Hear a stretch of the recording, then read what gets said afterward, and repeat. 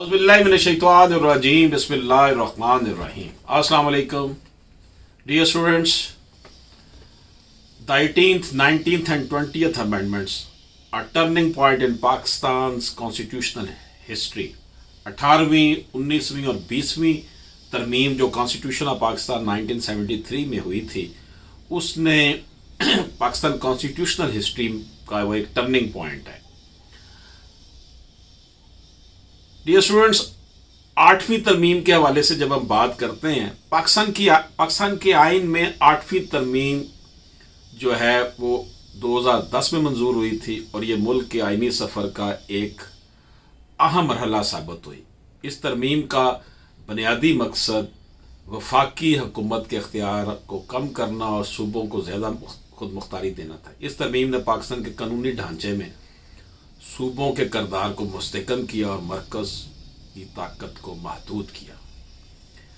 तो जो 18th amendment है, 18वीं तरमीम, शायद मैं 8वीं बोल गया था, जो 18वीं तरमीम 2010 में मंजूर हुई थी और ये मुल्क के आइनी सफ़र का एक अहम मरहला साबित हुई थी. The 18th amendments passed in 2010 was a significant turning point in Pakistan's constitutional history. The primary objectives of this amendment was to reduce the powers of the federal government and provide greater autonomy to the provinces. ये जो 18वीं तरमीम थी 2010 में पास हुई, ये basically इससे जो सूबों के इख्तियारात में इजाफा कर दिया गया था. तो इसमें प्रोविंशियल ऑटोनॉमी की बात है जी. 18वीं तरमीम ने सूबों को मज़ीद खुद मुख्तारी फराहम की, ख़ुसूसन कानून साजी और दीगर अहम फैसलों में. इस तरमीम के तहत कौमी असम्बली की जो अजारादारी थी उसको कम कर दिया गया और सूबों को ख़ास तौर पर सेहत, तलीम और दीगर अहम शोबों में फ़ैसले करने का अख्तियार दे दिया. अब अमन व अमान जो है वो भी सूबाई सब्जेक्ट है, हेल्थ भी सूबाई सब्जेक्ट है, एजुकेशन भी सूबाई सब्जेक्ट है. सरकार के पास जो है ना वो करेंसी है, फॉरेन अफेयर्स है और मुल्क का दफा है. इस तरमीम का मकसद मुल्क में वफाकी निज़ाम को मज़ीद मुस्तहकम करना था और सूबाई ऑटोनॉमी देना था. रिडक्शन इन प्रेसिडेंशियल पावर्स, सदर के इख्तियारात में 18वीं तरमीम में कमी कर दी. और 18वीं तरमीम आई पीपल्स पार्टी के दौर में थी, जब सदर जरदारी प्रेसिडेंट थे. उन्होंने अपने इख्तियारात में अज खुद कमी की. 8वीं तरमीम ने सदर के इख्तियारात में कमी की. इस तरमीम से कबल सदर के पास कई अहम इख्तियारात थे जिनमें वज़ीर आज़म को बरतरफ करने का इख्तियार शामिल था. तो 18वीं तरमीम ने इन इख्तियारात को वज़ीर आज़म के तहत कम कर दिया और पाकिस्तान की हुकूमत को ज़्यादा पार्लिमानी किरदार देने की कोशिश की. यानी कि 18th अमेंडमेंट 18वीं तरमीम ने सदर के इख्तियारात में कमी कर दी, reduction in presidential powers. The 18th Amendment also reduced the powers of the President. आइन में तरामीम, amendments in the Constitution, इस तरमीम के ज़रिए 17 मुख्तलिफ आइनी तरामीम की गई, जिनमें सबसे अहम सदर के इख्तियारात को पार्लियामेंट के इख्तियार में देना था. इसके अलावा सूबों को मज़ीद माली खुद मुख्तारी की दी गई और वफाकी हुकूमत की मुदाखलत के असरात कम किए गए. ये 18वीं तरमीम के हवाले से हमने बात की है कि 18th अमेंडमेंट बेसिकली क्या था. Reduction in the powers of the president, reduction in the powers of federal system और प्रोविंशियल ऑटोनॉमी. ये मेन इसका जो था ना मेन चीज़ थी. ये जनाब हमारे सामने जो टॉपिक है 18वीं तरमीम का, उस हवाले से हमने बात की. और 19th जो अमेंडमेंट है अब उसकी बात करते हैं. 19वीं तरमीम 2010 में मंजूर हुई, जो कि अदालतों की आज़ादी और जजेस की तकर्री के अमल में अहम तब्दीलियाँ लाई थी. इस तरमीम का मकसद अदलिया के अंदरूनी मामलात में हुकूमत या किसी भी इदारे की मुदाखलत को महदूद करना था. The 19th Amendment passed in 2010 brought significant change to the independence of the judiciary. Judicial independence, अदलिया की आज़ादी. 19वीं तरमीम ने अदलिया की आज़ादी को मज़ीद मुस्तहकम किया. इस तरमीम ने इस बात को यकीनी बनाया कि जजेस की तकर्री के अमल में किसी भी सियासी या हुकूमती इदारे की मुदाखलत ना हो. इसके ज़रिए अदलिया को आज़ादाना तौर पर फैसला करने की सहूलत फराहम की गई. जजेस की तकर्री का अमल, जुडिशल अपॉइंटमेंट प्रोसेस, 19ویں ترمیم کے ذریعے ججز کی تقرری کا عمل مزید شفاف اور آزاد بنایا گیا۔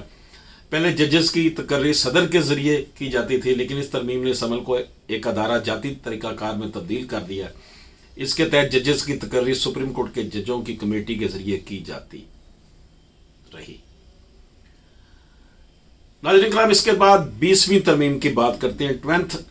20th امینڈمنٹس 20ویں ترمیم 2012 میں منظور ہوئی اور اس کا مقصد الیکشن کمیشن کی ساخت اور اختیارات میں تبدیلی لانا تھا۔ اس ترمیم کا مقصد انتخابات میں شفافیت اور آزادانہ انتخابات کے عمل کو یقین بنانا تھا۔ Role of the election commissioner role of the election commissioner کا رول۔ اس ترمیم کے ذریعے الیکشن کمیشن کو مزید خود مختار اور طاقتور بنایا گیا۔ اس میں یہ تجویز کی گئی کہ الیکشن کمیشن کے ممبران کی تقرری وزیر اعظم اور اپوزیشن کے اتفاق رائے سے ہو، تاکہ کسی بھی حکومت کا اثر و رسوخ کم سے کم ہو۔ Importance of transparency. 20ویں ترمیم کے ذریعے انتخابات کی شفافیت اور نیک نیتی کو فروغ دیا گیا، اور اس میں یہ شامل تھا کہ ووٹنگ کے عمل کے دوران کوئی بھی دھاندلی نہ اور عوام کے سامنے تمام نتائج کا اعلان کیا جائے۔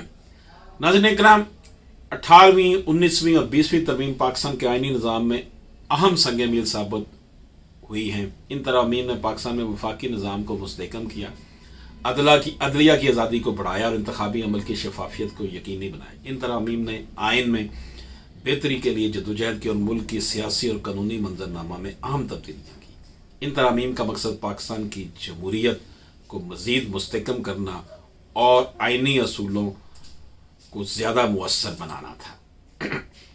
دیکھیں، ہر جو بھی کوئی سٹیپ لیا جاتا ہے اس حوالے سے پیچھے تو نیک نیتی ہی شامل ہوتی ہے، لیکن 18ویں ترمیم کے بعد صوبوں کو اتنی زیادہ آزادی دے دی گئی، خود مختاری دے دی گئی کہ اب بعض اوقات وفاق کو مسائل کا سامنا کرنا پڑ جاتا ہے کہ کے پی کے سی ایم جو ہے وہ اگر بڑک مارتا ہے تو وفاق ہل جاتا ہے، یا کسی اور صوبے کا ہے، سندھ کا سی ایم یا پنجاب کا سی ایم، بلوچستان کا سی ایم، تو اٹانومی بہت زیادہ دے دی گئی ہے، جس کی وجہ سے بعض اوقات وفاق کو جو ہے نا وہ مسائل کا سامنا بھی کرنا پڑتا ہے۔ بہرحال 18ویں 19ویں اور 20ویں ترمیم، 18ویں ترمیم کے ذریعے جو تھا فیڈرل گورنمنٹ، اس کو بہت زیادہ پاورز دی گئیں، اور فیڈرل گورنمنٹ کو پاورز جو بہت زیادہ دی گئی تھی اس میں ریڈکشن کی گئی، اور پروونشل گورنمنٹ کو، صوبائی حکومت کو کی پاورز میں اضافہ کیا گیا، ریڈکشن کر دی گئی the powers of the federal government. صوبوں کو کی اٹانومی کی طرف سٹیپ بڑھایا گیا، اور ایجوکیشن، ہیلتھ اور امن و امان کے حوالے سے بہت زیادہ اختیارات صوبوں کو منتقل کیے گئے۔ بعد میں پھر 19ویں میں ترمیم میں آ کر آپ دیکھتے ہیں کہ جو ہے وہ ججز کی جو تقرری ہے اس حوالے سے طریقہ کار بہتر کیا گیا، اور بعد میں 20th میں امینڈمنٹ میں الیکشن کمیشن کے رول کو انڈیپینڈنٹ بنانے کی کوشش کی گئی۔ اب آپ کو جو کویشچن آ سکتا ہے وہ تینوں کا اکٹھا بھی آپ لکھ سکتے ہیں اور سیپریٹلی بھی آپ سے پوچھا جا سکتا ہے۔ اس میں اجازت دیجیے، اللہ حافظ۔